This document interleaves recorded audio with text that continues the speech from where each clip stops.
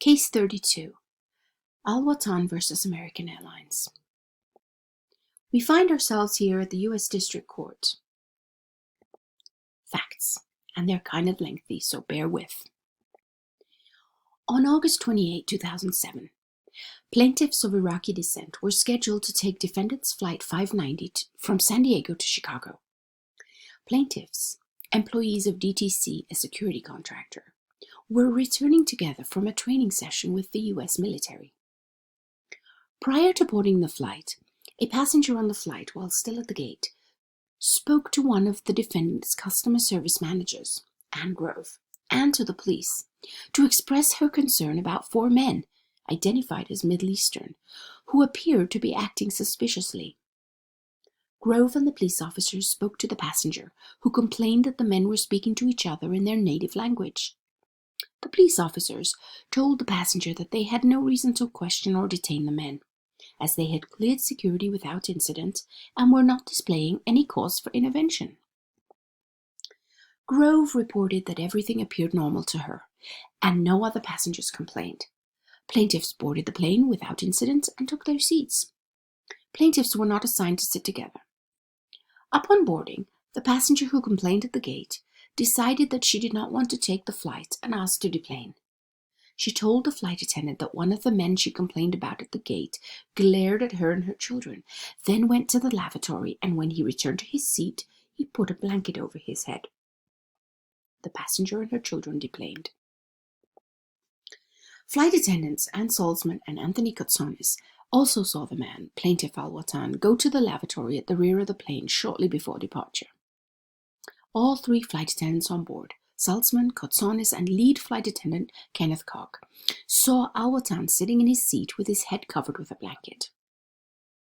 Koch testified, "It looked to me like a mummy. It was over and down around. It was just strange." Kotsonis also testified that the blanket completely covered Al-Watan's entire body, and Kotsonis believed he was hiding or appeared to be hiding. Al-Watan testified that he used the bathroom while passengers were still boarding the plane, and that he had covered his head with a blanket because he was exhausted and wanted to take a nap. The flight attendants informed Captain Plummer about the passenger who deplaned, the reasons for her departure, and Al-Watan's actions. Thus, the flight captain was aware Al-Watan was of Middle Eastern descent. After a discussion, during which the captain asked the flight attendants whether they felt comfortable with the situation at the time, and the flight attendants stated that they did not have a problem, the captain decided to proceed with the flight. As the plane began to taxi, lead flight attendant Koch called Captain Plummer and told him that during the safety demonstration, plaintiff Al-Watan, the individual who had been previously sitting in his seat with his head covered by a blanket, had removed the blanket and now had leaned out into the aisle and stared directly at him. Koch testified, "I was startled as I looked down the aisle to see the passenger in 14D, who was now uncovered by the blanket, leaned over with his head out in the middle of the aisle, staring intently at us." Flight attendant Salzman also noticed Al-Watan leaning out into the aisle during the demonstration, and she thought it was a little bit strange that we were being tracked with his eyes and the demeanor when we were getting the look, the evil eye, if you want to call it.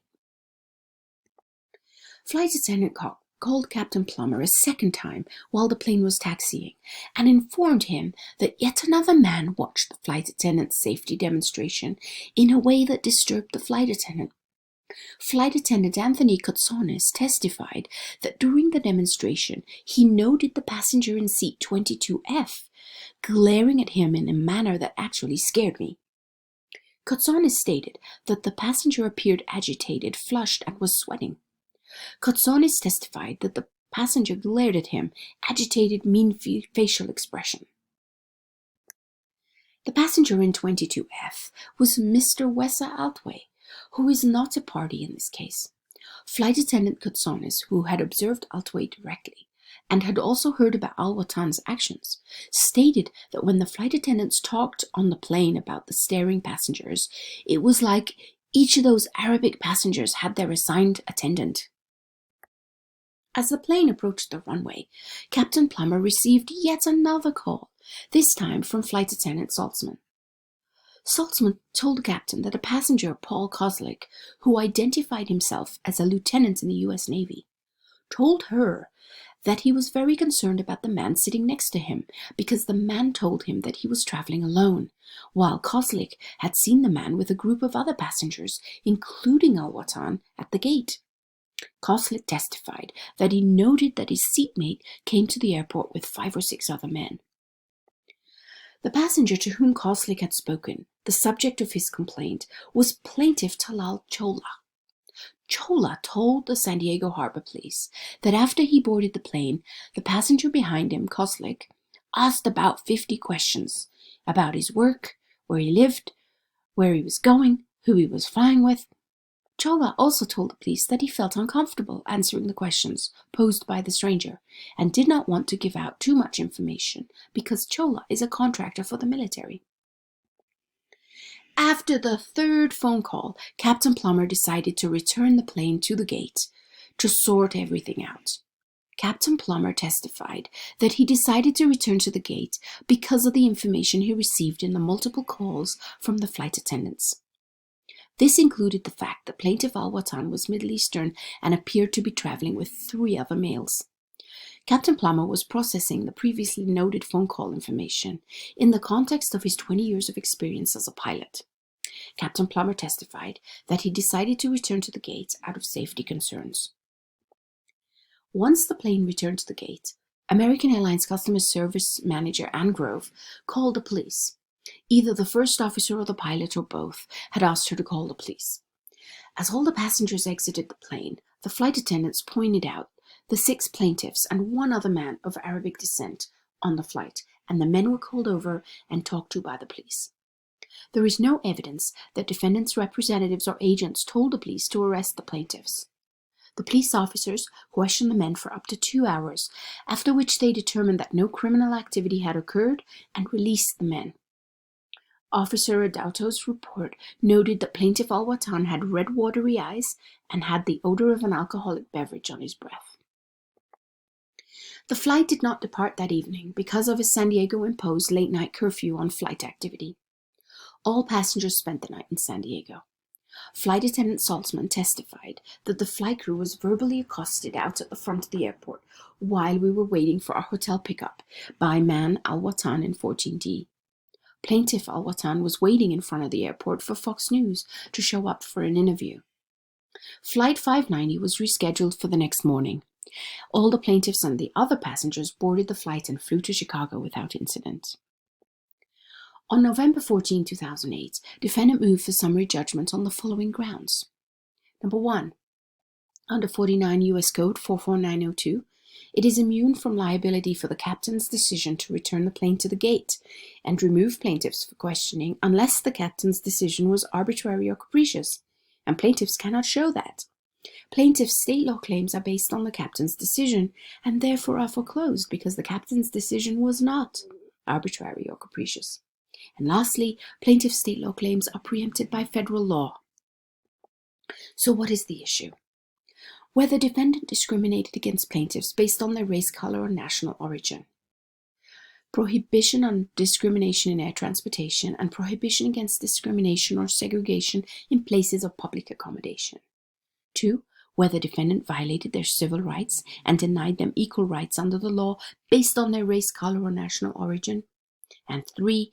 Whether the captain's decision was arbitrary or capricious, or alternatively, because the state law claims are preempted by the ADA. The holding, the court grants defendant's motion for summary judgment. Let's look into some of the reasoning. The ADA contains a provision prohibiting discrimination in air transportation based on race, color, national origin, religion, sex, or ancestry. In this case, the defendant argued it was not subject to liability for its employees' actions unless plaintiffs showed that the captain's decision to refuse to transport plaintiffs was arbitrary or capricious.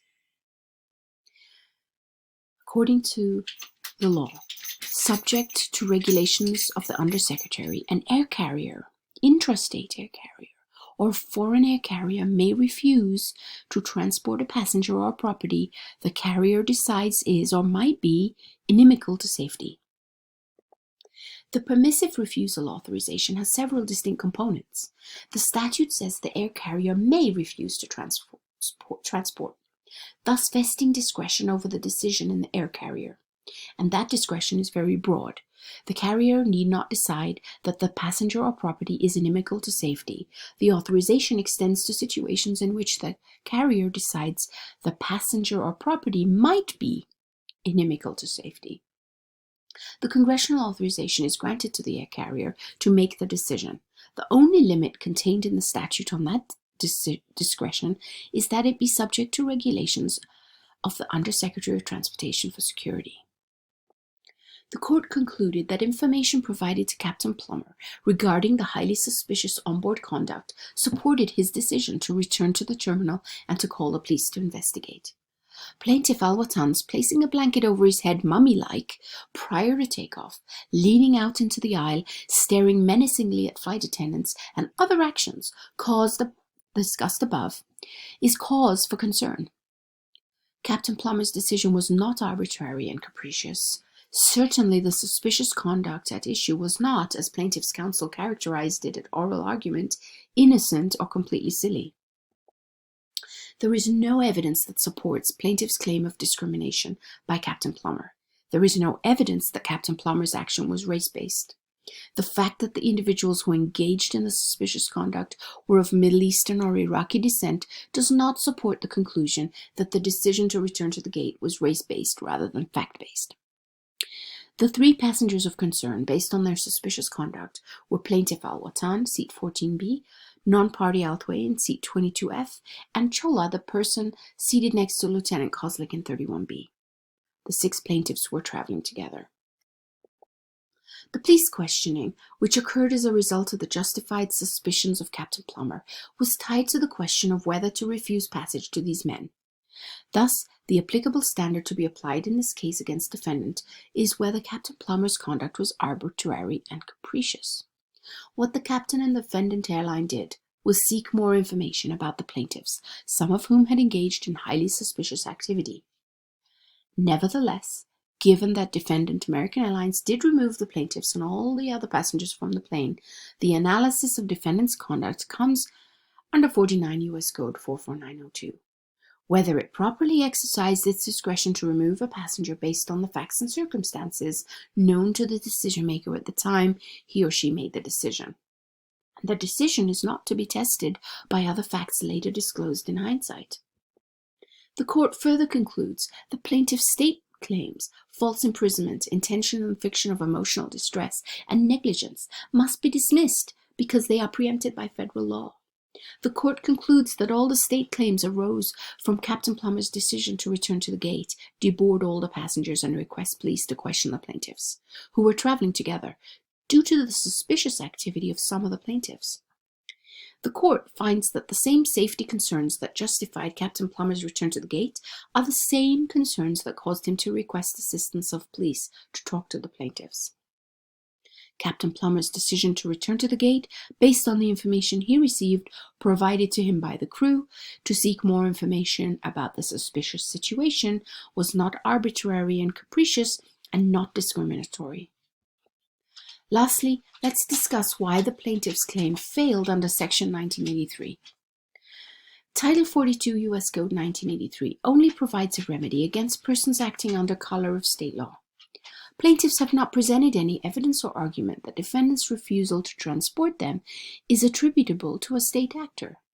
Defendant made the decision to cancel the flight and call the police. Although defendant pointed out to plaintiffs to the police, there is no evidence that defendant directed the police officers to arrest plaintiffs or otherwise directed the conduct of the police officers.